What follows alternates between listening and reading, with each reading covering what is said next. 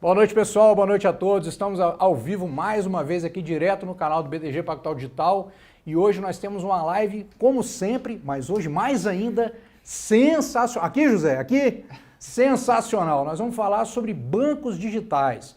Você certamente está acompanhando essa revolução no mercado financeiro proveniente dessas iniciativas diferentes, dessa disrupção que tem aí, que começou a se proliferar no mercado de soluções, fintechs, empresas produzindo várias coisas, disruptando mesmo e facilitando a nossa vida.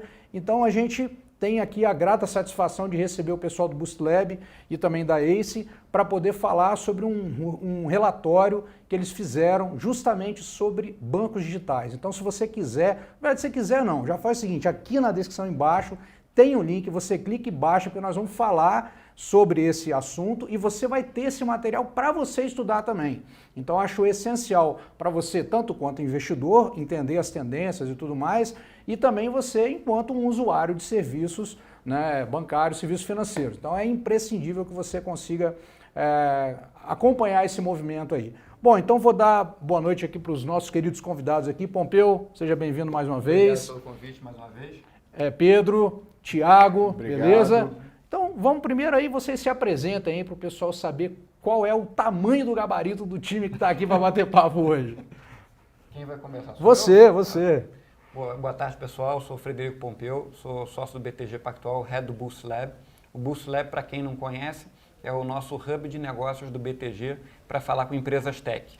Então a gente tem desde o programa de aceleração, tem um braço de corporate venture, tem um braço de dívida, a gente vem ampliando bastante o escopo do mercado e uma das nossas funções é gerar conteúdo e gerar engajamento. Nosso posicionamento é a gente quer ser o banco do ecossistema, por isso a gente tem sido cada vez mais presente nesse mercado, né? Inclusive aproveitar, Bona, que a gente está com as inscrições abertas agora para o quinto batch, a gente já correu 4 batches no Boost Lab, a gente está com as inscrições abertas no quinto batch, através do site boostlab.com.br, que está também na descrição da live. Está na descrição, perfeitamente. Então, mas fala só um pouquinho mais resumidamente de quem tiver interesse, se inscreve, como é que é o programa? O programa são programas semestrais que a gente corre em parceria com a ACE, que o Pedro está aqui do lado, o CEO e fundador da ACE. A ideia é a gente dar um boost, por isso é dar um up nas startups. Eu costumo dizer que o worst case cenário, no pior dos cenários, ele vai conhecer um bando de gente legal, que você tem uma série de sócios do banco, mentores da ACE e executivos bastante sêniores de mercado. A gente anunciou, inclusive, a entrada de 2 executivos essa semana, realmente de altíssimo gabarito, o Edson Tickley, que é o CFO da Minerva, e o Sérgio Spinelli, que é uma das maiores referências na parte de advocacia para o mercado de capitais. Eles entraram para ajudar a gente a dar um gás nessas startups. Falo, base case cenário, ele vai conhecer e conversar com um bando de gente legal que vai ajudar ele a potencializar a empresa dele, mas também vai ser arrumar um cliente do porte do grupo BTG Pactual e das empresas que esses executivos participam. A gente tem orgulho e felicidade de dizer que a gente fez negócio com mais de 70% das startups que participaram dos programas. E o best case cenário, que a gente costuma dizer, é que ele vai conhecer um bando de gente legal, vai arrumar um cliente do porte do grupo BTG e no best case cenário vai arrumar um sócio do grupo como que é o BTG, que a gente investiu em 5 das 28 empresas que participaram até agora. Ou seja, se você tem uma startup e se enquadrar nos requisitos, né? Isso. Você tem que ser uma startup que já tenha tração. Tração a gente diz que é uma empresa que já tem faturamento. Funciona. Já funciona, já tem clientes que ajudam ela a funcionar.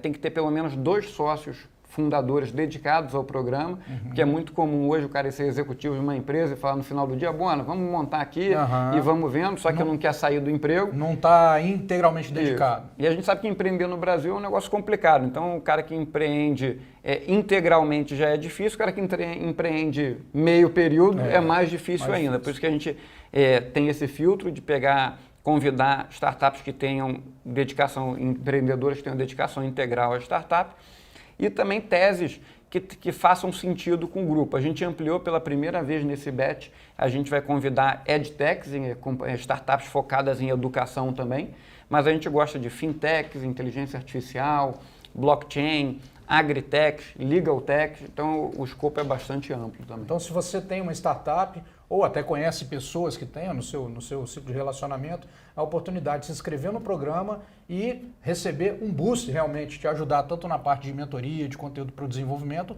e quem sabe até outras oportunidades que envolvam um relacionamento mais próximo, né? Não é isso? É isso aí, inscrições aí até o final do mês. Legal.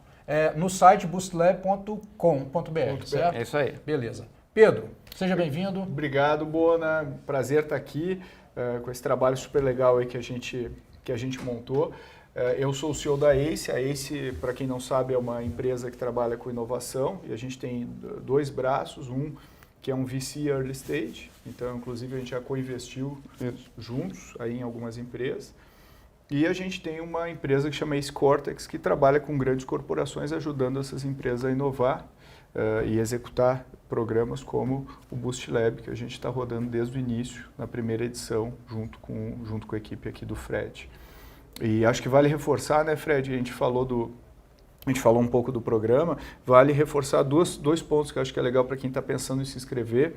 Já passaram empresas aí assim, das principais startups brasileiras, né, empresas de alto gabarito, porque o programa ele justamente agrega muito valor, ele é muito leve, o envolvimento não é alto do empreendedor e ele não tem nenhuma contrapartida de equity, é totalmente aberto, não tem nenhuma ele não está se comprometendo a ser obrigado a exato, nada. Não, ele não tem nenhum comprometimento, então por isso os melhores empreendedores vêm e adoram o programa, né? O NPS é altíssimo, né? Isso, já participaram executivo como a OMI, do Marcelo Lombardo, a Rock Content, que é de conteúdo, a Vind, do Rodrigo Dantas. Então, são empresas realmente, startups, que têm se destacado bastante no cenário nacional. Legal. Tiago, seja bem-vindo mais uma vez. Obrigado, Bona. Diga lá, meu querido, fale de você para o nosso público aí. Tá bom. Primeiro, obrigado de novo por estar aqui, né? O ano passado a gente falou sobre o mês de pagamento, Foi agora, mesmo. né? Falando de bancos digitais. Rapidinho sobre eu trabalho aqui no Banco BTG Pactual, sou analista do que a gente chama de research, né? Então, no nosso trabalho a gente avalia várias empresas, né? Que estão listadas em bolsa, né? E as empresas sob a minha responsabilidade são as empresas que estão no setor, vamos dizer, que a gente chama de tech, né? Então, são bancos, instituições no mercado financeiro não bancos, né? Empresas de software e também e-commerce. E aí, dentro desse contexto, também está sob a minha responsabilidade, do nosso time, os bancos digitais aí que a gente vai falar hoje. Legal. Bom, a primeira coisa que eu queria conversar com vocês é o seguinte, vamos conceituar banco digital primeiro? Sabe por quê? Porque eu mesmo tenho dúvida no conceito, vou falar a verdade para vocês. Porque olha só, para mim, digital sempre foi um canal, não exatamente um tipo de empresa.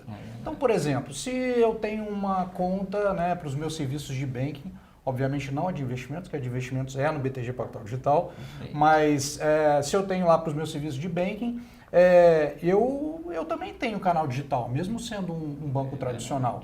Então, onde que entra essa diferenciação? Qual é o conceito que diz que esse aqui é um banco digital, desse outro que também tem digital, mas tem mais um monte de coisa junto? Verdade, boa pergunta, Bona. Acho que assim, a primeira definição o banco digital é aquele banco que não tem agência, né? Então ele não tem nenhum lugar onde fisicamente você vai visitar um gerente ou você vai ser atendido por alguém, né? Então isso vai ser feito de alguma maneira remota, né? Tem um call center para te atender ou você vai lá no aplicativo, principalmente pelo aplicativo, né? Mas eventualmente lá no teu internet banking você vai fazer todas as operações que você tem que fazer, transferir dinheiro, você, por exemplo, pegar um crédito ou fazer alguma coisa desse tipo. É que o termo acaba sendo usado, vamos dizer, de maneira mais natural, né, para esses novos entrantes. Então, são essas empresas que foram fintechs ou que são ainda fintechs, né, e que, na verdade, foram criadas há pouco tempo e que têm toda uma base tecnológica, etc., e que as definem, né, nesse novo modelo de banco digital. Entendi. Então, na verdade, você sabe que ali você não vai ter agência. Perfeito. Né? E aí, em contrapartida, você tem benefício de custo. Perfeito. Certo? Eu me lembro, eu já trabalhei em banco comercial, eu me lembro que realmente o custo de tarifas, ele paga um pouco mais de 100% da folha. Exato. Então, se você tira o atendimento de agências, não há aquela necessidade ali, então realmente você não tem necessidade da tarifa. Né? Porque a agência implica não só os funcionários que trabalham na agência, como toda a segurança, Sim. transporte de valores, então é bastante complexo. Né? E aí, quando você deixa tudo digital e transformando uma tecnologia mais nova, você tem que lembrar que os bancos têm agência também, tem o histórico do sistema, que aquele sistema funciona há bastante tempo e vai evoluindo. Quando você constrói alguma coisa do zero, é natural que você acabe usando, em tese, o estado da arte de tecnologia e que torne as coisas, em geral, mais eficientes ou mais baratas. Eu acho que, acho que uma coisa complementando, né, a jornada completa do cliente, quando a gente olha hoje, na maior parte dos bancos que não são digitais, vai ter algum momento em que você vai ter que ir na agência, seja para aprovar sua tarifa, ou reprovar, ou mudar o pacote, assinar, alguma coisa o banco vai puxar você para a agência física. Então, dentro da jornada, quando a gente fala do banco digital, todos os pontos de contato e todos os serviços, desde a abertura da conta até o encerramento, são digitais. Entendi. Então você está dizendo que todas as soluções, quer dizer, não vai existir uma outra interferência que não um relacionamento digital por app ou o que é que seja. Exato. É isso. Exato. Legal. Então o cara não vai precisar se deslocar, em tese. Exatamente. Então no conceito digital, eu trabalho naquele conceito de que eu posso ter um banco e esse banco nunca vai me tirar 1 milímetro da minha rotina, porque simplesmente eu vou estar no táxi, vou resolver, vou estar em casa, vou estar na praia, vou estar onde eu quiser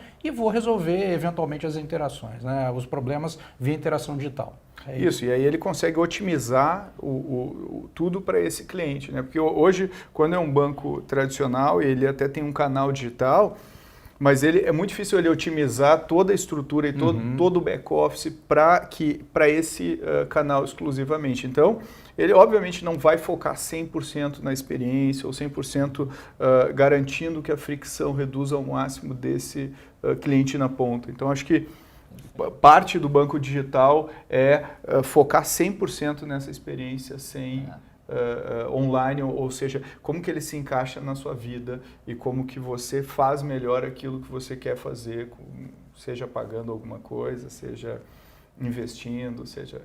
então aquilo que você falou, como ele se encaixa na sua vida e não como você se contrário. encaixa na vida dele, né? Você faz uma diferença significativa. E a beleza disso é que como você faz tudo online, ele fica mais fácil do banco te conhecer, porque 100% da tua interação é com ele via online. Entendendo o seu perfil de consumo, seu perfil de gasto, seu perfil de suas necessidades financeiras, com a inteligência artificial ele consegue te oferecer os melhores produtos dentro da sua necessidade. De acordo com a sua necessidade. Legal. E como é que isso está no mundo, hein? A gente está falando aqui, todo mundo que está assistindo já lembra de Banco Inter, de Banco de Nubank, etc. Tal, que nós vamos falar um pouquinho sobre eles também. Mas como é que isso está no mundo, esse movimento? Esse movimento é um movimento mundial? O que vocês têm? Inclusive eu vi que no relatório tem essa informação. Baixa aí, tem um relatório, o link na descrição para você acompanhar esse nosso papo, recheado com dados para poder acompanhar o estudo. E aí? Bom, o movimento, na verdade, de bancos digitais, ele acabou começando no Reino Unido, né? Por uma questão regulatória, né? A gente até teve a oportunidade de visitar vários desses bancos no Reino Unido no ano passado, né? Em Londres. E lá o que acontece é que, mesmo num país desenvolvido, né, existiu uma dificuldade muito grande da pessoa abrir conta, né? Abrir conta ou, enfim, acessar o banco, né? Então, às vezes, poxa, num país desenvolvido como aquele, poxa, eu levo um mês para abrir conta porque a tecnologia é muito antiga, porque o banco tem lá 200 anos de legado, né? E nisso surgiu, inclusive o termo fintech vem justamente desse ponto, né? Como resolver o problema de tecnologia dentro do mercado financeiro, enfim, do sistema de bancos, né? Para que se tenha mais conveniência, né? Então, a partir de uma reforma grande que foi feita lá pelos reguladores, né? Existiu uma agenda puxada, enfim, então, pelo regulador, né? para que esses novos entrantes viessem, né? Então, vários dos maiores bancos digitais do mundo hoje estão lá, né? Então, estamos falando de nomes como Monzo, que tem 3 milhões de clientes, Revolut, que está chegando agora a 10 milhões de clientes, é o maior banco lá da Europa, N26, que é um banco que está na Alemanha, mas que tem presença também no Reino Unido. Está abrindo no Brasil também. Que está vindo para o Brasil também, enfim, entre outros nomes, né? Um outro nome que o pessoal também que olha bastante no detalhe, né, estuda bastante, é o Tinkoff, que é um banco digital russo, é o caso de maior sucesso, né? Virou o segundo maior player de cartão de crédito na Rússia, mesmo sendo digital, é um banco super rentável, então foi um case de fato de muito sucesso. Mas também tem bancos digitais em outros lugares, nos Estados Unidos com Chime, Marcus, e outros países, por exemplo, Kakao Bank, na Ásia, enfim, na China também, nomes como MyBank e outros players. Em outras palavras, é mundial o movimento, né? Então esse movimento, na verdade, está acompanhando a evolução tecnológica como um todo. É muito mais do que os mercados locais. É lógico que o poder de captura de clientes vai ser maior ou menor em função do desenvolvimento das economias envolvidas, né? Então, de repente, a oportunidade num país onde, não sei, estou chutando. Por outro lado, a gente tem uma oportunidade no mundo, no nosso país, com a desbancarização também.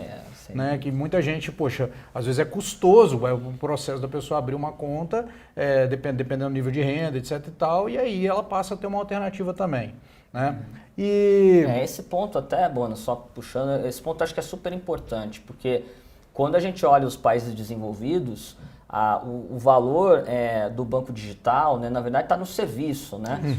Na verdade, olha, eu tenho aqui um banco que me ajuda aqui a me organizar as minhas contas, porque eu tenho tudo em papel, mas agora eu tenho aqui esse aplicativo onde eu consigo ver tudo de uma maneira muito fácil, ou que ele seja fácil de usar, enfim. Essa é a principal necessidade nesses lugares. Quando a gente vem para países como o Brasil, né, onde tem muita gente desbancarizada, onde tem falta de crédito, o crédito se torna o produto principal. Né? Por isso que quando você vê nomes como o Nubank, por exemplo, né, que já tem quase 20 milhões de clientes, né, 16, 17 milhões de clientes, e que é um banco que está no segmento de cartão de crédito, ele conseguiu esse sucesso de maneira tão relevante, né? Inclusive com níveis de satisfação, NPS, né, que a gente chama, muito alto, né? Quase 90, é uma referência globalmente falando. Né? Então essa é uma oportunidade de fato. A desbancarização no Brasil, né, e pelo fato de, enfim, a gente vai acho que até falar um pouco mais sobre isso depois, mas o fato das tarifas terem sido muito altas, né, para abrir uma conta era muito caro. Agora com os bancos digitais está ficando um pouco mais fácil. Mais democrático. Né? É uma agenda que o próprio Banco Central vem estimulando. Sim. Que é uma das maneiras dele estimular a concorrência que ele tem feito bastante, né? Inclusive acho que foi no Macro Day ou no seu não, foi no Macro Day que o presidente do Banco Central falou não, isso está na nossa agenda, incentivar essa concorrência aí mesmo, porque é aquela história que o Paulo Guedes sempre fala, tem 5 bancos e 200 milhões de patos. Palavras dele, eu estou O nosso relatório mesmo tem não lembro qual é a página, mas ele fala dos 5 maiores bancos, 80% das contas estão lá, 80% do crédito do país está em 5 caras. Não tem como a gente fazer essa live daqui a 5 anos e ser 70, vai ser bem menor que isso. Legal. E aí, só para complementar, ao mesmo tempo o consumidor, né, quando a gente vê a penetração na internet é maior do que a bancarização. Ao mesmo tempo o device, smartphone, conseguiu ficar mais acessível. Quer dizer, hoje a população consegue ter um hardware com a conectividade 4G. Então, isso aí fez com que todo mundo começasse a usar outros serviços que envolvam pagamentos e etc. no mobile. Para daí ir para uma transação num banco é muito fácil, é muito mais rápido do que... Quer dizer, não é uma coisa que necessariamente a gente introduz um novo hábito na vida do consumidor, mas muito mais pegar carona em coisas que todo mundo já faz no dia a dia. E aí a conveniência fala muito mais alto. Isso que o Pedro falou, não sei se vocês têm essa noção, mas o Brasil ele é top 5 em usabilidade dos principais aplicativos no mundo. São Paulo é a principal cidade do Uber no mundo. Instagram, o Brasil é top 3 ou top 4. Facebook, WhatsApp. todos os aplicativos mais populares, o Brasil é um dos que... Streaming também, Streaming Netflix, né? está sempre entre os 5 principais. Então, o brasileiro já é ligado à tecnologia e já usa com bastante intensidade, principalmente o mobile, né, o celular. Então, esse movimento do banco digital é natural. E acho que o grande fator de diferenciação, porque acho que a primeira diferenciação que a gente viu foi os bancos digitais cobrando tarifa zero, isentando de tarifa, frente aos bancos tradicionais, que cobram grandes tarifas. Mas uma vez que você tem 2, 3 bancos cobrando tarifa zero, você tem que buscar algum outro diferencial. E o que a gente tem percebido é que um dos principais diferenciais, além da solução de crédito, que o Thiago comentou, é o user experience. É como é que o cliente consegue fazer fácil a usabilidade daquele aplicativo. E hoje as pessoas, em geral, ela não compara mais só o aplicativo do BTG com o aplicativo do Banco Pan. Ela compara também com o Uber. Como é que é tão fácil isso aqui é tão fácil eu pedir o táxi, por que esse aqui é difícil eu aplicar ou resgatar? Exatamente. Né? Então, que é o que ele está acostumado a usar todo dia e usar com bastante frequência. Então, é nessa vertente também que os bancos têm investido bastante. Legal. E, bom, a gente falou um pouquinho do mundo, né, o fenômeno mundial aí. Tem só algumas colocações aqui que eu estou vendo. O Estevão disse que abriu a conta do Banco Digital e já está economizando R$600 por ano, que ele usa para aportar em investimentos. Né? O Felipe diz aqui, onde está o link do relatório? Está aqui embaixo na descrição do vídeo, só você clicar que tem aí o link e você vai poder baixar aí gratuitamente e acompanhar isso que a gente está falando com dados, com gráfico, etc. tal também. E o Henrique Costa falou aqui que ele tem uma fintech, ele quer participar, aí ele ficou com dúvida com relação à tração. Não, mas eu não... Aí eu acho que vale a pena explicar só o que é a diferença entre tração e escalar. De repente ele tem tração e não sabe, mas ele ainda não escalou. Né? A gente convida para o Boost Lab startups que já têm faturamento. E aí, o quanto de faturamento? Qual o faturamento mínimo? A gente quer que ele tenha clientes e não o que a gente chama dos 3 Fs, né? Que é o Friends, Family and Fools. Né? Os amigos, a família e os bobos que ele consegue... clientes de fato, né? A gente quer que ele tenha um cliente de fato, que aí, ao ele ter uma empresa que contrate o serviço dele, bem ou mal, ele já foi testado, já foi... a solução já teve uma chancela do mercado ao ele mostrar que ele tem 3, 4 empresas que já contrataram, que já usam o serviço dele com frequência. Então, tração, na nossa visão, é uma startup que já tem faturamento e com faturamento crescente. Perfeito. Aí, o programa vai ajudá-lo a justamente acelerar esse processo. Exatamente. Né? Escalar mesmo. Dar um boost, beleza. Dar uma acelerada. E tem uma outra pergunta, assim, já que a gente falou de banco digital, que acho que vai acabando de conceituar aqui, e de onde vem a receita desse negócio, né?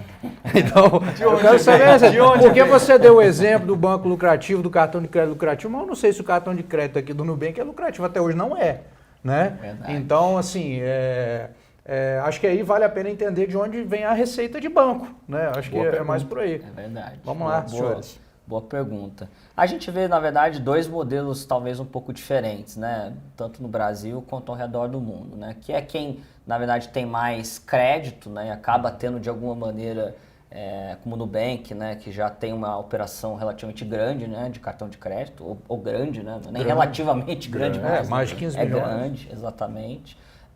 E você tem outros modelos que ainda não conseguiram escalar tanto crédito, né? Então, por exemplo, o Banco Inter é um banco que tradicionalmente sempre deu crédito, mas é um banco que nunca foi grande em crédito, né?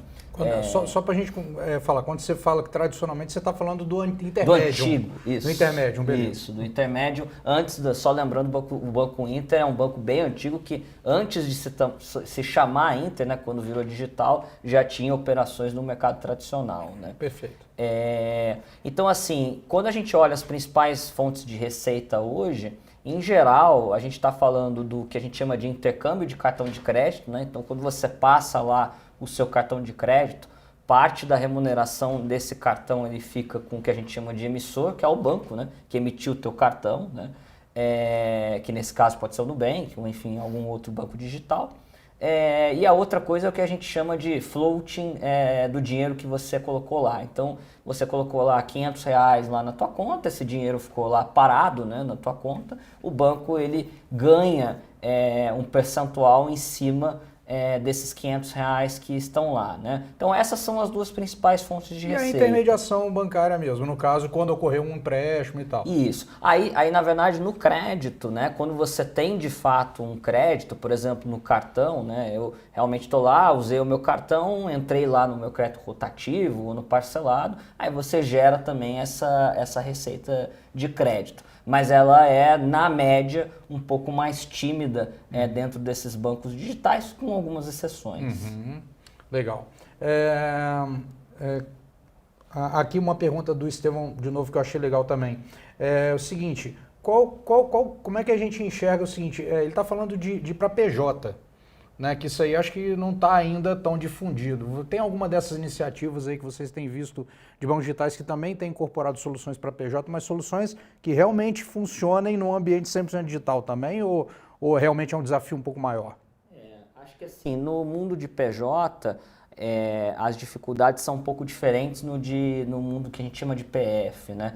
Então, assim, talvez na PJ não é tanto... Bom, é difícil abrir conta na PJ, mas o crédito ele acaba sendo a maior dor mesmo, né? Porque, no limite, eu não tenho crédito na pessoa física, eu não consigo comprar o produto, mas a empresa, se não tiver crédito, ela quebra, né?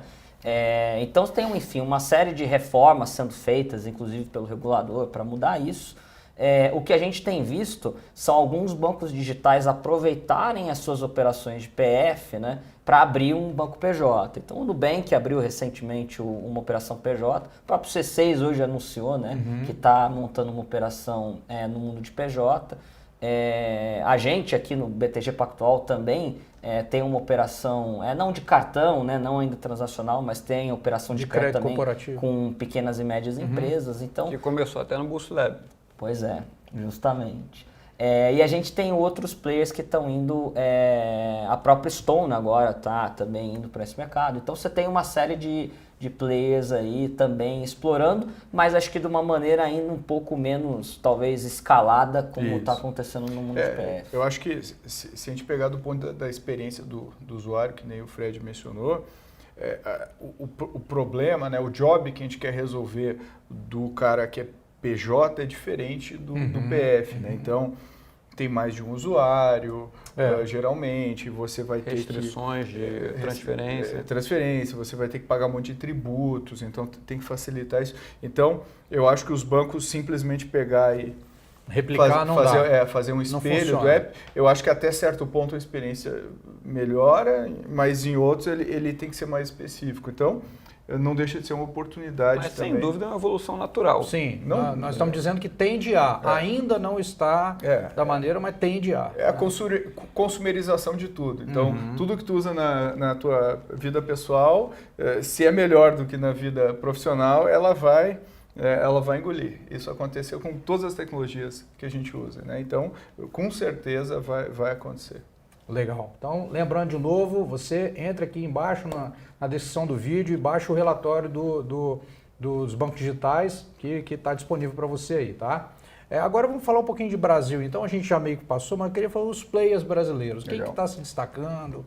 Vamos entender isso aí melhor. O que vocês têm de destaque para falar desse pessoal? Vão continuar crescendo desse jeito? Agora que o Fred levantou um ponto importante aqui. Pô, mas o negócio é que é tarifa zero. Aí todo mundo é tarifa zero, então o que eu vou fazer? Né? Qual vai ser o agrado que eu vou receber? Então, eu queria que a gente falasse primeiro sobre esses players aí que já estão atuando, como é que está a situação deles, evolução, perspectivas. Vamos lá, fica à vontade. E vale, né, acho que, Thiago, né, falar que a gente estava falando antes, a relevância, né, pegar em número de clientes, comparando o Brasil com... isso me chamou a atenção pelos números que você mencionou aí dos países. Eu acho que a gente fica, vários dos nossos bancos estão à frente dos grandes players globais. O Nubank hoje é o maior, em número de clientes, é o maior banco do Ocidente, né, inteiro, né, então... banco digital. Banco digital, isso. Então, enfim, realmente é bastante relevante, né? Dado o tamanho do país, enfim, e a oportunidade justamente em cima desses não bancarizados, como vocês falaram no começo da conversa, né? Mas acho que o Nubank é um dos exemplos aí, talvez é o nome de maior sucesso, pelo menos pelo que a gente vê, né, em número de clientes, enfim. Mas eu tô aqui é um decacórnio, né? Justamente. Eu acho que ele ajudou a pavimentar, né, o mercado. Sem dúvida, se tornou aí uma referência, né? O Banco Inter é outro exemplo de muito sucesso, né? Listado na Bolsa, fez aí recentemente até uma operação de follow-on, né? Chegou agora no final do ano a mais de 4 milhões de clientes. A gente acredita que ele possa chegar até 8 milhões de clientes no final desse ano. Isso, no final já de 2020. 2020 é isso. Então, assim, realmente é uma operação muito interessante. E aí você tem outros nomes, o Original, o próprio Banco Neon, que também está com, pelo menos pelos últimos números, 2 milhões de clientes. O C6 é um outro nome também interessante. Que atingiu 1 milhão ontem. Que atingiu 1 milhão ontem. Então são alguns dos Agibank. nomes. O Agibank também, que é um Banco Pan. O próprio Pan, que lançou operação digital, né? Agora no final do ano, né? E que tem já um número de clientes na sua operação tradicional bastante grande, né? Quase 5 milhões de clientes ativos, né? Adimplentes, que a gente chama. Então tem um mar muito grande para pescar, né? Então são esses alguns aí dos nomes de sucesso aí, né? E a gente pode ver que já não são nomes desconhecidos pelas pessoas que estão vendo essa live, por exemplo. Né? Inclusive alguns deles, o Inter, o BS2, exposto em camisa de time de futebol. Aí, se você pegar o metrô, né? Se você usa o metrô, os anúncios do metrô são basicamente bancos digitais e outros serviços digitais. Então, quer dizer, eles estão mirando a população já uma camada que não teria necessariamente acesso antes. Uma coisa interessante que eu acho que talvez valha a gente puxar aqui é que existem outras formas de você, né, que a gente está falando dos wallets, né, acho que também existem wallets no Brasil, e acho que vale talvez comentar assim wallet a gente considera um banco digital. Um banco, né? Porque afinal o cara pode colocar dinheiro lá, pode transacionar, né? Sim, perfeito. Tem uma diferença grande, na verdade. Não, peraí, calma, não pula não, porque eu tenho uma colocação aqui. Tem coisa aí. Eu tenho uma pergunta aqui. Pompeu, você quer ter? Não, eu ia comentar uma coisa do wallet, mas eu deixo o Thiago falar primeiro que eu complemento. Deixa eu perguntar antes do wallet, então. Bom, a gente falou disso, a gente falou até exemplos reais aqui de pessoas aqui que estão economizando tarifa, etc e tal. Então a gente vê que hoje o primeiro chamariz é o custo zero, certo? Aí tem a usabilidade, que aí depois você fala, não, beleza, já estou confortável, não tem por que eu voltar a usar algo arcaico, né, que vai dificultar a minha vida. Mas a pergunta que eu faço é o seguinte: esses milhões de clientes numa velocidade tão grande, são duas perguntas. A primeira é a seguinte: há 10 anos atrás, há 15 anos atrás, o negócio bancário, na eternidade, na verdade, do sistema financeiro, tudo se resumia à confiança, credibilidade, você precisava, não, tem lá o banco, bababá, aquela coisa toda. E isso se perdeu, isso não é mais importante hoje na visão do usuário? Essa é uma pergunta. E a outra é a seguinte: esses milhões de clientes são clientes efetivamente ou só abriram a conta? Porque já que não tem custo, eu posso abrir a conta em 4 só para ver se a abertura de conta é legal. É legal, deixa eu ver, foi rápido, legal, bacana, e acabou. Né? Então, esses dois questionamentos que eu tenho para a gente colocar aqui. Boa.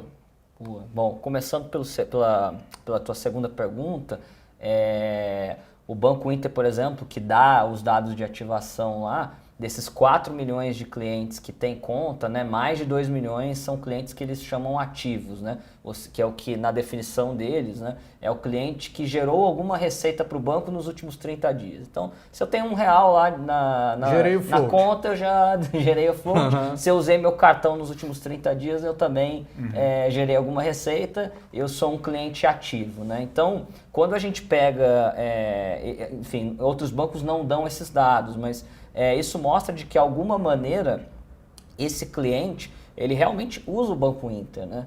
Não é que simplesmente lá que ele abriu a conta, né? O próprio Nubank, a gente faz algumas contas lá de inferência, né? E a gente acha lá que o cartão de crédito do Nubank para o cliente do Nubank está entre os 3 cartões principais dele, né? Se não for o primeiro em muitos casos. Então ele usa realmente aquele serviço, né? Não é que simplesmente ele abriu a conta e nunca mais ele vai tocar no banco digital. Agora a tua primeira pergunta eu só não lembro, Bona. Esqueci também. Mas é que eu acho que A questão da solidez também do...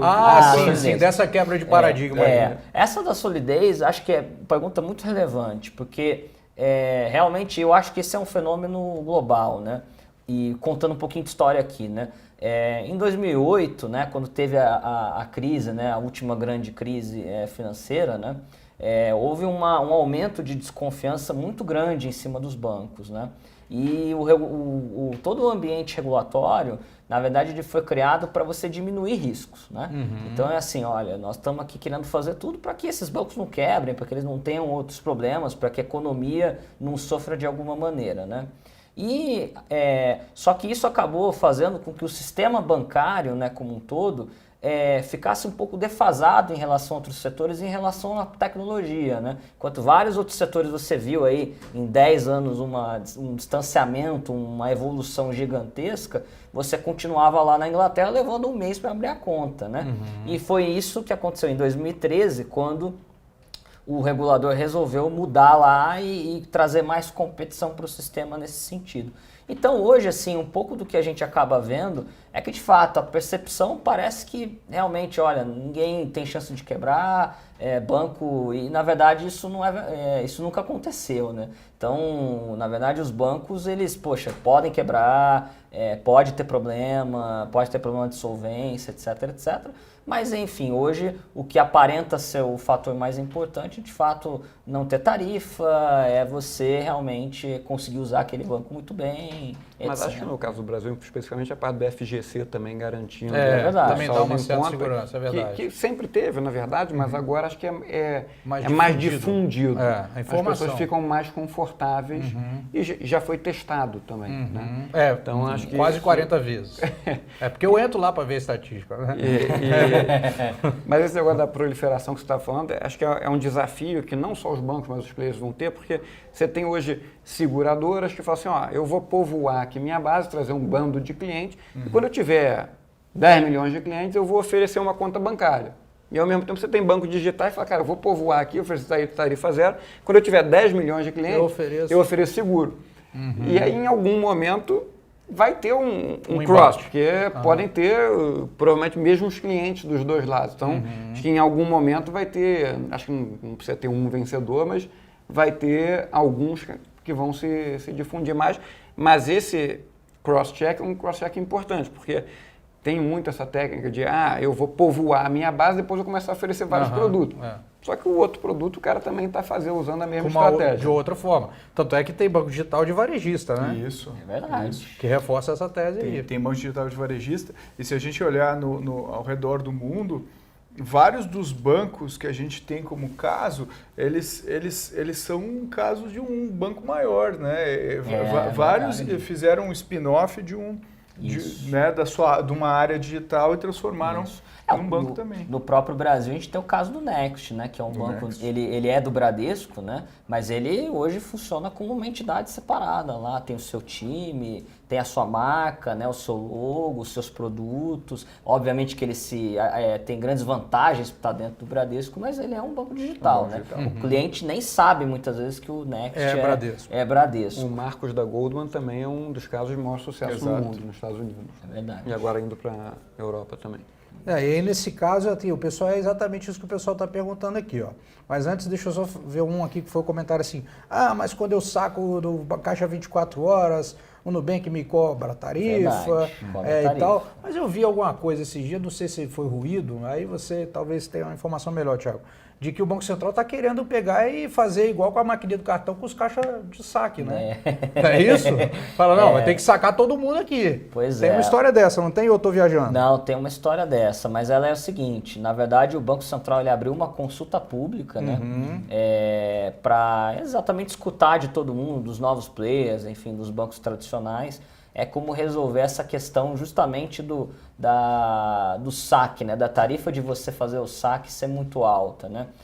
Isso constitui, na verdade, uma barreira à entrada de alguns bancos digitais, né? Porque muitas vezes o banco começa, aí você tem essa tarifa que chega a ser R$6,90, né?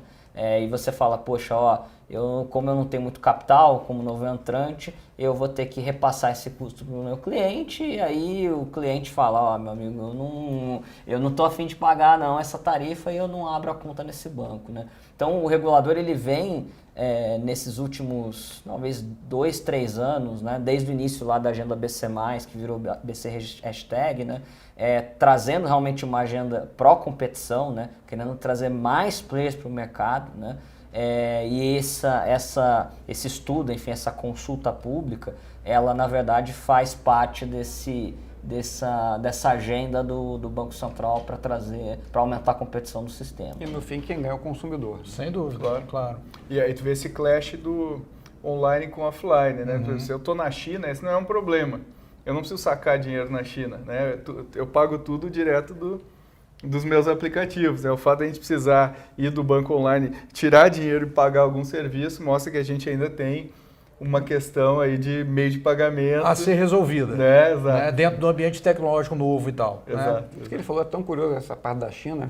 Quando eu estive lá 2 anos atrás, um mendigo ele tem uma placa com o QR Code dele para as pessoas darem esmola para ele. Porque se ele depender de o pessoal dar dinheiro, as pessoas não andam com dinheiro na carteira. Verdade. Então ele vai morrer. Então o cara fica com o QR Code lá esperando que as pessoas deem. E dali também ele já faz a compra dele também, onde ele quiser, com aquilo ali. Né?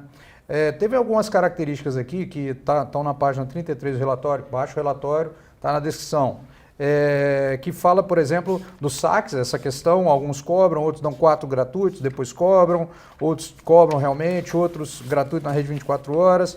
E tem uma solução aqui que é criativa, né? Que é o tal do boleto para depósito em conta, né? Então, às vezes, faz o depósito para mim, Thiago, aqui, ó, tá aqui, toma o boleto. Então, coisas do Brasil. Não tem. Coisas do Brasil. É a característica brasileira, porque o boleto não existe em outros lugares do mundo. Perfeito, uma adaptação. E aí a gente entra nesse questionamento que várias pessoas já colocaram aqui, mas agora, como é que o banco tradicional vai fazer? Ele está perdido, como é que é? E a gente já mencionou a questão do Next, mas tem alguns contra-ataques aí também, não tem? Não tem algumas tentativas de defesa? O que a gente está vendo aí além do Next, né?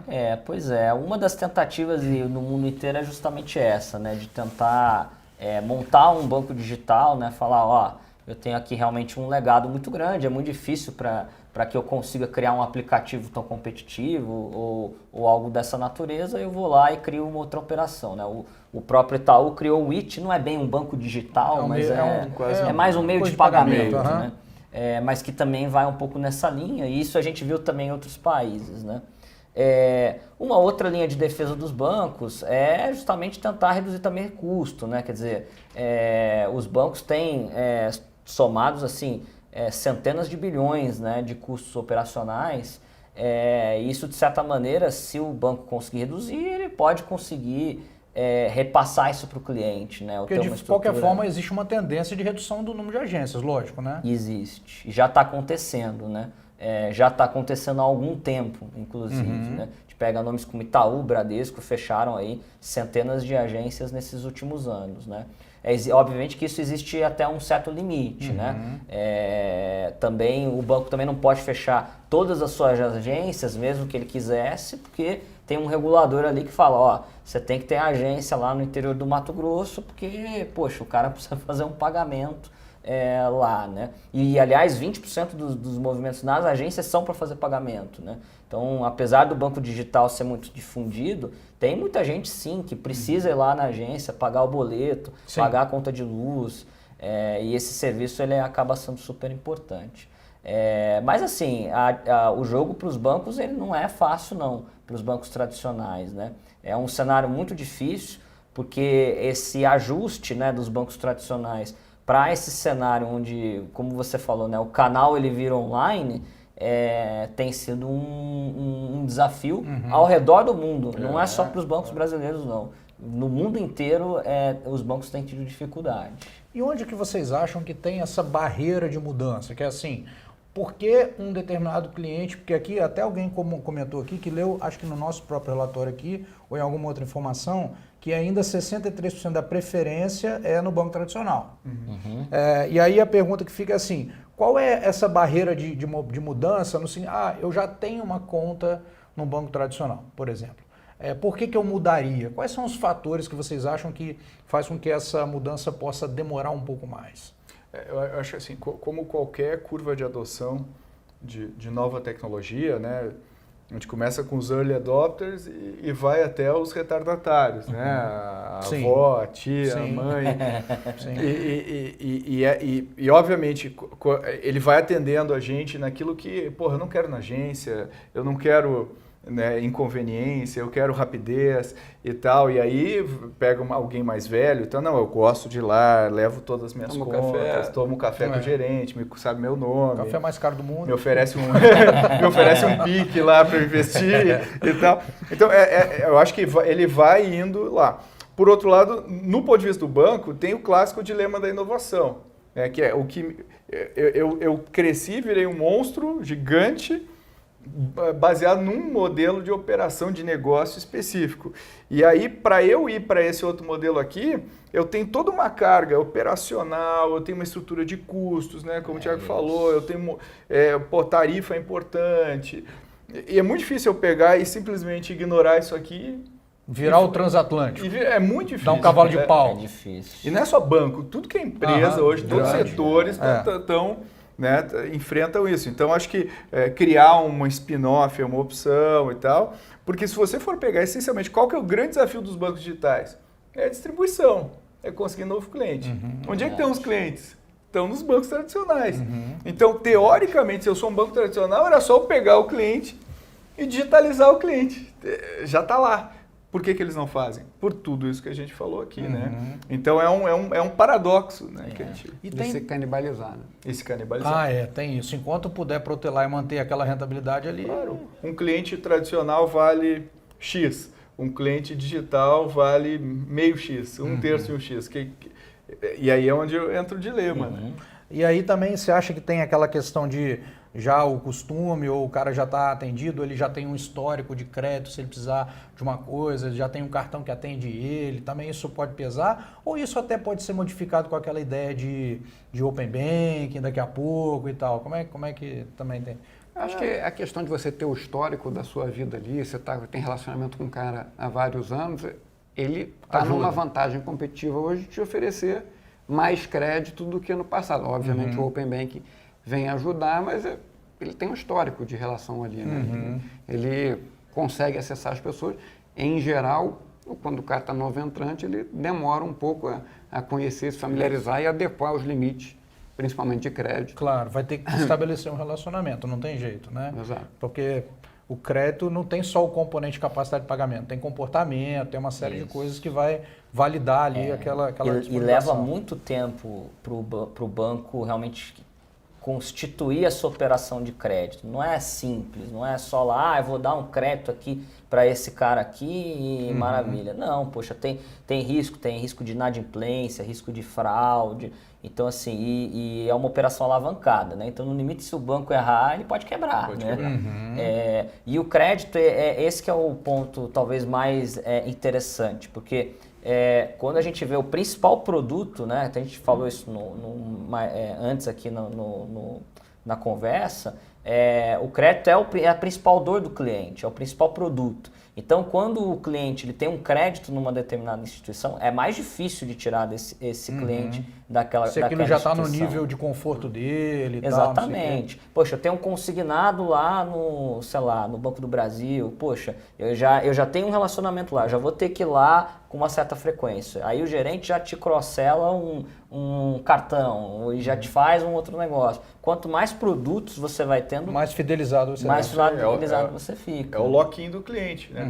Eu tenho tantas coisas em débito automático, eu já tenho. Quanto mais coisa ele tiver, a fricção para eu sair é maior, aí eu vou ficar. E tem uma frase que a gente costuma falar aqui no banco, eu acho legal, assim, dar crédito é fácil, difícil é receber. né?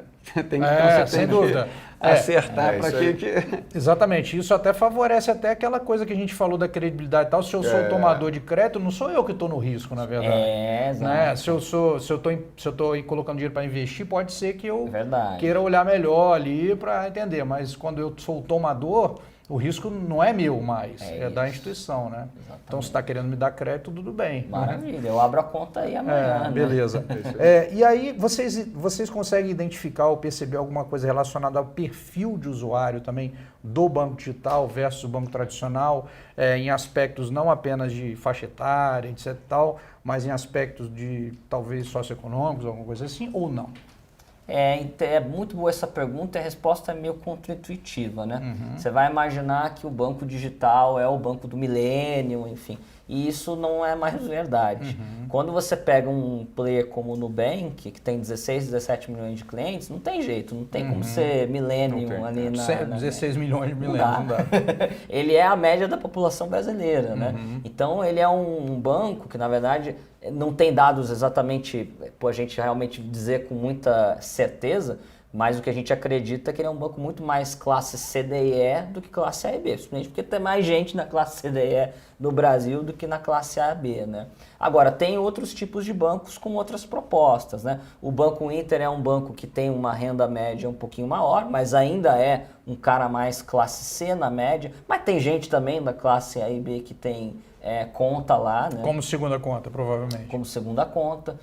Aí você tem outras propostas, enfim, de bancos que estão mais olhando Tentando classe segmentar um pouco mais. Segmentar um pouco mais. Mas assim, a grande oportunidade, o PAN, classe CDE também, né? A grande oportunidade parece estar mesmo mais, pelo menos nessa parte de PF, mais na classe CDE, que é mais mal servida, do que na classe A e B, onde o cliente, na média, é muito mais bem servido, né? Então você consegue atender um usuário que está mais mal servido e agregando para ele uma questão que ele é mais sensível, que é o custo, né? Isso.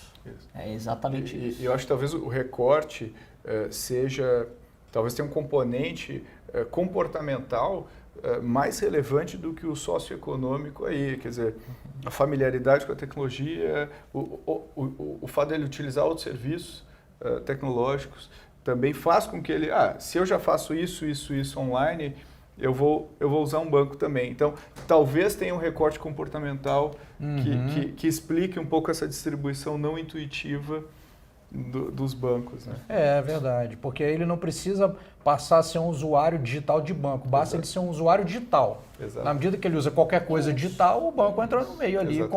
Por que não usa um banco? Não faz sentido não usar, né? A partir dessa premissa. Legal. E aí tem um ponto que a gente tinha mencionado também, que é aquela questão, mas então o banco tradicional está em maus lençóis, vai acabar tudo. E aí a gente falou da desbancarização também. E aí o que eu queria refletir é o seguinte, então peraí, então vai diminuir, né? A gente pode pensar que sim, vai ter um ataque ao share. O share do banco tradicional pode diminuir, mas por outro lado a gente tem um fenômeno de colocar mais pessoas que estavam à margem da bancarização dentro. Então, de repente, será que eles realmente vão perder a capacidade de capital, vão diminuir de tamanho? De share, sim, fato.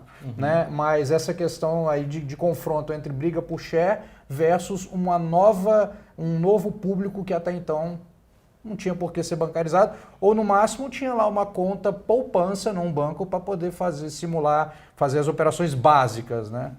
É interessante essa pergunta.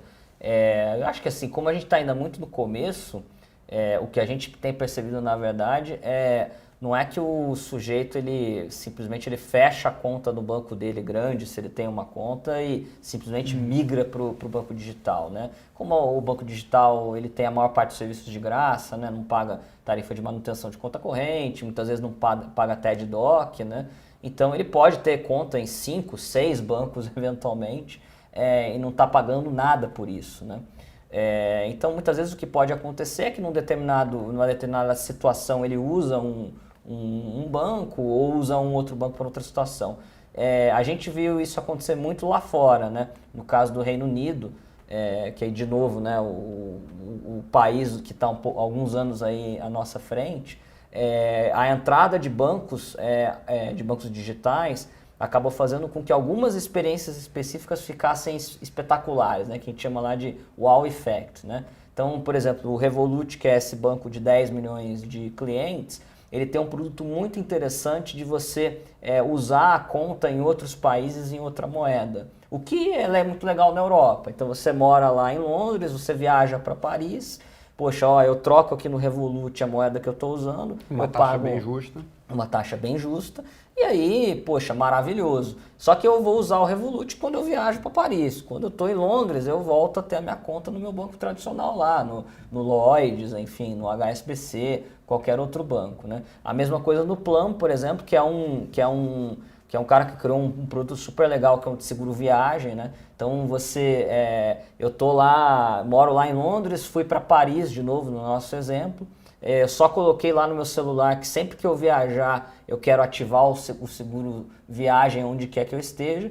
E eu não preciso fazer mais nada. Fiz isso uma vez. Acabou. Tô Eu protegido. pousei em Pelo Paris, GPS, ele já reconhece que legal, que eu tô lá, ele já ativa. Voltei para Londres, ele já desativa automático, já vem na geolocalização. Olha que experiência legal pra caramba. Quer dizer, não há experiência, porque já está resolvido. É né? isso.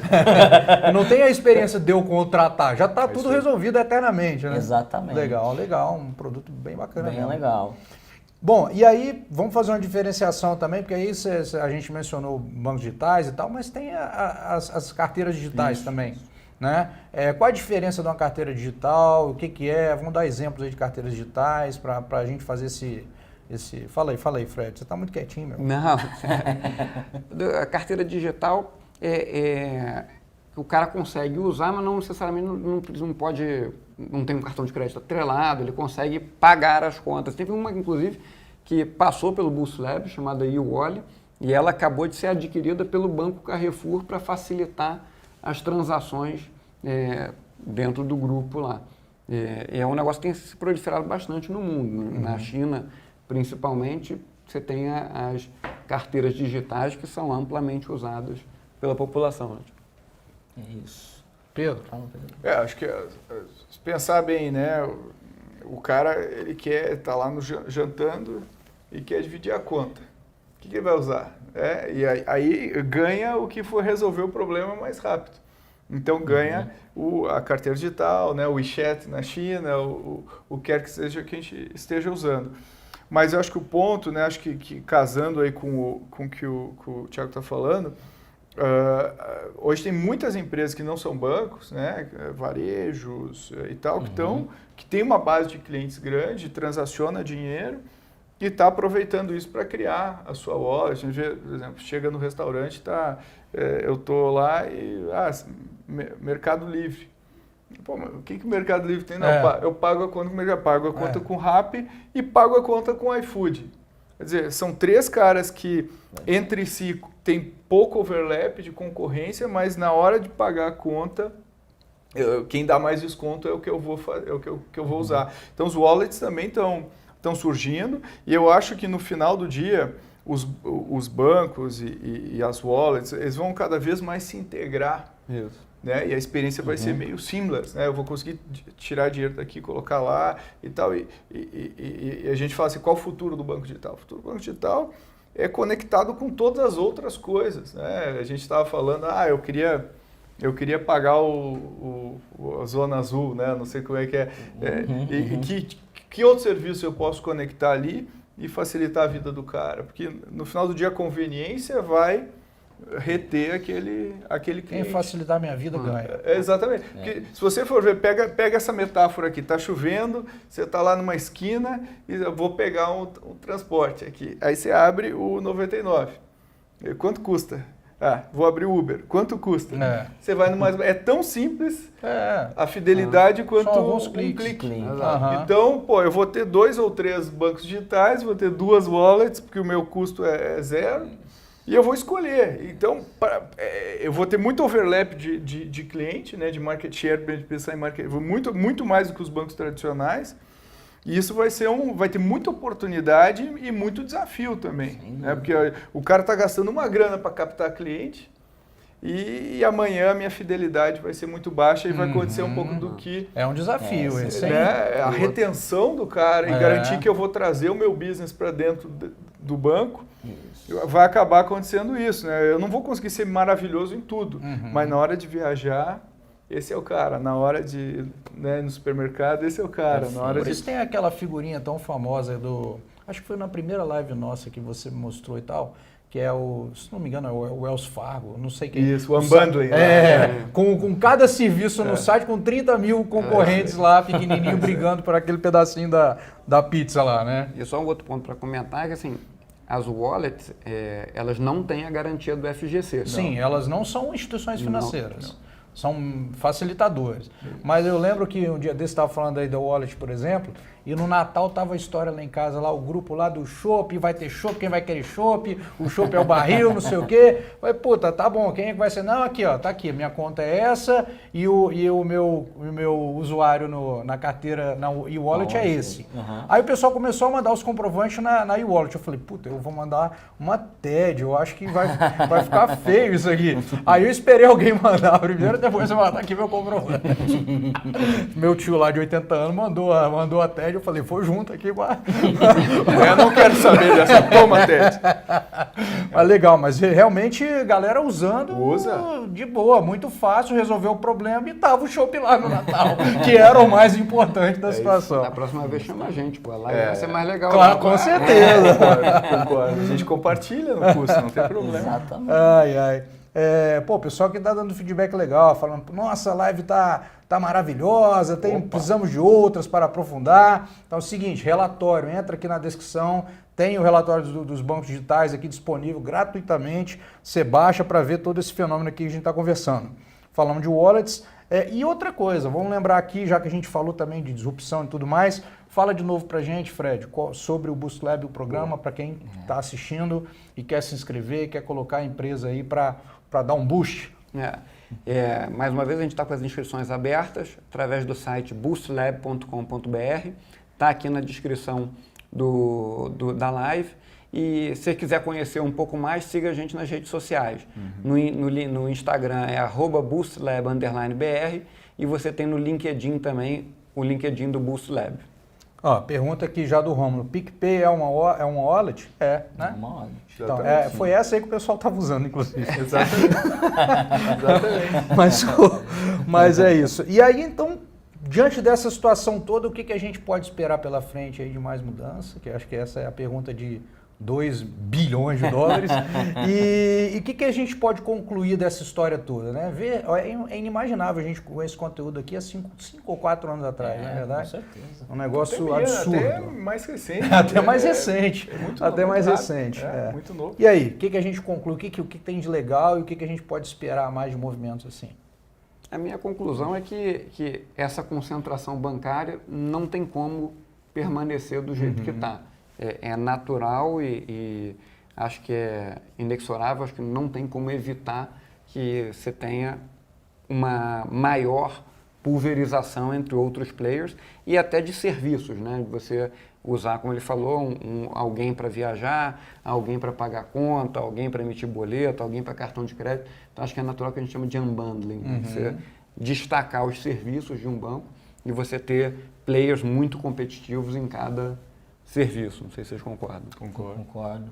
Acho que outra coisa que veio para ficar é a satisfação do cliente em primeiro lugar, né? Então, assim, aquela história de que você vai no banco, fica bravo, porque pegou fila, porque isso, porque foi mal atendido, porque, liguei 3 vezes lá, enfim, acho que isso, com essa concorrência maior, com os bancos digitais, isso acaba mudando, né? Então, acaba que o consumidor se beneficia. Acho que essa é uma conclusão super grande. E outra é que os bancos digitais vieram para ficar, né? Acho que esses cases como Nubank, Banco Inter, o próprio Original, enfim, Neon, que já tem aí milhões de clientes, são instituições que vão ficar aí por muitos anos, né? Daqui 10 anos, quando a gente for fazer uma nova live aí sobre bancos digitais, né? A gente provavelmente vai estar falando desses nomes novamente aí com muito sucesso, né? Legal. Eu acho que a gente pode esperar, acho que o Thiago falou perfeito, a vida do consumidor vai ficar cada vez mais fácil. Isso é 100% certeza, né? A gente vai ficar cada vez mais mal acostumado, né, com conveniência e tudo mais.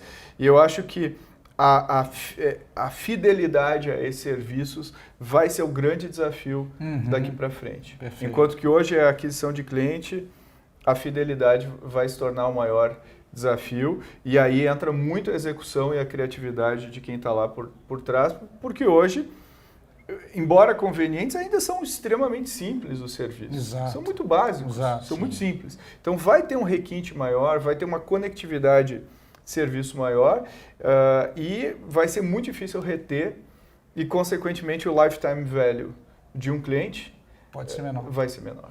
E é não só reter, acho que um dos grandes desafios também é você aparecer no que a gente chama de real estate digital. É quando você abre o teu celular, quais são os aplicativos que estão na primeira página. Que os que estão na primeira página são os que você mais usa. Né? Então, o cara que conseguir permanecer ali por mais tempo, provavelmente vai ser o cara que vai ser mais lembrado. Mas aí vai ser assunto para outra live. Sem dúvida. É legal. Mas essa questão da fidelidade realmente, porque eu estava pensando aqui, se eu vou fazer uma operação de câmbio, por exemplo, e eu vou ter que entrar no aplicativo do meu banco. Então não muda nada eu entrar no aplicativo do lado. As etapas são as mesmas, então realmente nada vai me segurar. Digamos assim, esse é o grande desafio mesmo, eu concordo com isso aí. E com o regulador apoiando. Exatamente. O regulador está ajudando muito. Mas isso, no final das contas, né, coloca uma pimenta na concorrência dos serviços e tal, mas também, como vocês já falaram, é benefício para o consumidor. Né? Quem vai se beneficiar de cara somos nós, como usuários dos serviços. Né? Quem mais ganha. Quem mais ganha, perfeito. Muito bom. Pessoal, então se você não baixou o relatório do Boost Lab, do Boost Lab sobre bancos digitais, tá aqui na descrição. Aí, ó, tá aí, isso aí. Mas isso aí é porque o Pedro é raiz, então ele imprimiu. Em preto e branco. Em preto e branco. Mas você vai ter lá coloridinho, cheio de gráfico, em PDF, bacana, né? Se você quiser também imprimir para usar a marca-texto, fica à vontade. Boa. Mas então baixa aqui gratuitamente. Usuário de banco digital normalmente não faz não usa isso. E mais uma vez a informação do Boost Lab, que está aberta as inscrições para mais um bet, né? Exatamente. boostlab.com.br. Sigam a gente nas redes sociais também, no Instagram, @boostlab_br e no LinkedIn. Até o final desse mês, né? Até o final desse Qual o mês prazo das inscrições que a gente começa a potencializar as Até o final de startups janeiro, a partir de fevereiro. Aquele esquema. Lembrar então, olha só, padrão BTG, né? Se inscreveu, já em fevereiro já começa o programa e não tem negócio. Daqui 6 meses eu te respondo, não tem isso. Já vai saber rápido e já vai tá recebendo mentoria, etc. tal, já imediatamente. Tem que fazer, né? Tem que dar um BTG. É lógico, é isso aí. Isso aí. Bom, pessoal, obrigado aí pela presença de vocês. Foi muito legal o papo, muito bom. Agradeço você também pela sua presença. E a gente vai encerrando aqui essa live de hoje. Muito bacana, uma informação extremamente útil para você, tanto como usuário dos serviços financeiros, quanto investidor, que em algum momento vai considerar empresas assim listadas em bolsa para tomar suas decisões de investimento também. Então foi um grande prazer e a gente se encontra na próxima live. Obrigado, pessoal. Valeu. Obrigado. Valeu. Foi um prazer. Obrigado. Foi um prazer, Buana. Valeu, até a próxima. Tchau.